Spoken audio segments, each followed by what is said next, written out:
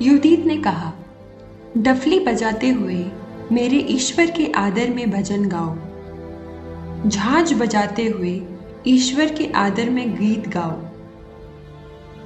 उसके लिए स्तुति के भजन की रचना करो, उसका नाम लेते हुए उसका यशोगान करो। तू वही ईश्वर है जो युद्ध समाप्त करने वाला है, जो अपनी प्रजा के बीच में अपना पड़ाव डालता है, जिससे वो मेरा पीछा करने वालों के हाथ से मुझे छुड़ाए।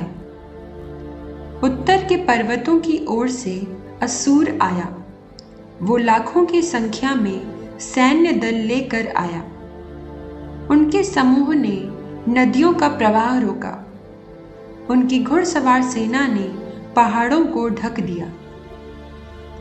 उसने कहा कि वो मेरा देश जलाकर उजाड़ेगा, मेरे यहाँ के युवकों को तलवार के घाट उतारेगा, मेरे दुध मुहे बच्चों को भूमि पर पटकेगा, मेरे शिशुओं को चुरा कर ले जाएगा और मेरी कन्याओं का अपहरण करेगा।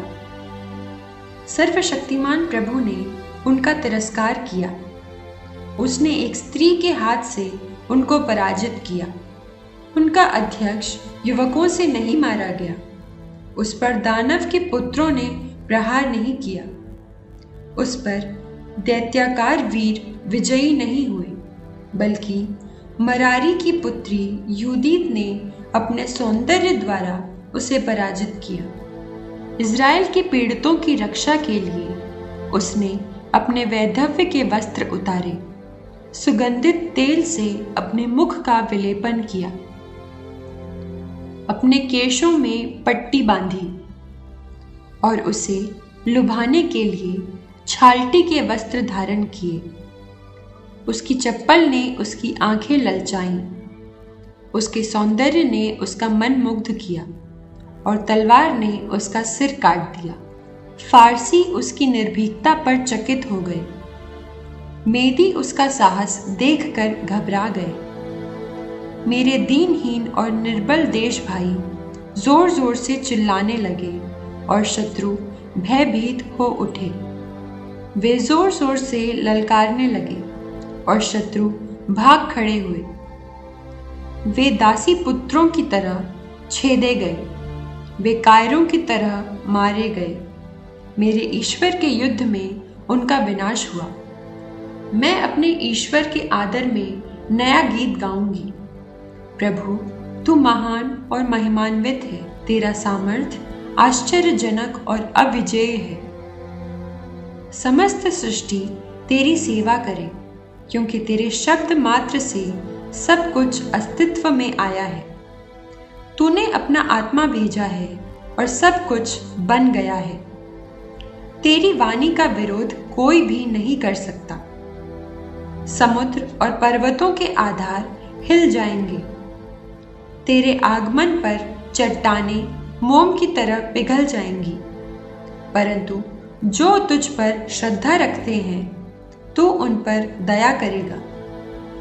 तेरी दृष्टि में हर सुगंध युक्त बलि तुच्छ है और होम बलि की सारी चर्बी नगण्य, परंतु जो प्रभु पर श्रद्धा रखता है वो उसकी दृष्टि में महान है। धिक्कार मेरी जाति पर आक्रमण करने वाले राष्ट्रों को। सर्वशक्तिमान प्रभु उनसे बदला चुकाएगा। वो न्याय के दिन उन्हें दंडित करेगा। वो उनके शरीर में आग और कीड़े भर देगा और वे अनंत काल तक जलते और दुख भोगते रहेंगे। यरूशलेम पहुंचकर उन्होंने ईश्वर की आराधना की। लोगों ने अपने को शुद्ध किया और प्रभु को होम बलियां, स्वेच्छित बलियां और चढ़ावे अर्पित किए। यूदीत ने लोगों द्वारा अपने को दिए होलोफिरनिस के सब पात्र चढ़ाए और उस मसहरी को प्रभु को पूर्णतः अर्पित किया, जिसे उसने होलोफिरनिस के शयन कक्ष से ले लिया था। लोग यरूशलेम में पवित्र स्थान पर 3 महीने तक आनंद मनाते रहे और यूदीत उनके साथ रही। इसके बाद सब अपने अपने दाएं भाग की भूमि पर लौट गए। यूदीत भी बेतूलिया लौटे और अपनी भूमि पर रहने लगी। वो जीवन भर पूरे संसार में प्रसिद्ध रही। कई पुरुषों ने उससे विवाह करना चाहा, किंतु जब से उसके पति मनस्से की मृत्यु हुई और वो अपने पूर्वजों से जा मिला, तब से उसका किसी पुरुष से संसर्ग नहीं हुआ। उसकी प्रसिद्धि बढ़ती गई और वो अपने पति मनस्से के घर में 105 वर्ष तक जीती रही। उसने अपनी दासी को मुक्त किया। बेतुलिया में उसका देहांत हुआ और वो एक गुफा में दफनाई गई। इजरायलियों ने 7 दिन तक उसके लिए शोक मनाया। अपनी मृत्यु के पूर्व उसने अपने पति मनस्से के और अपने कुल के संबंधियों के बीच अपनी संपत्ति बांट दी। यूदित के जीवन काल में और उसकी मृत्यु के बाद भी ऐसा कोई नहीं रहा जिसने इजरायलियों को संत्रस्त किया हो।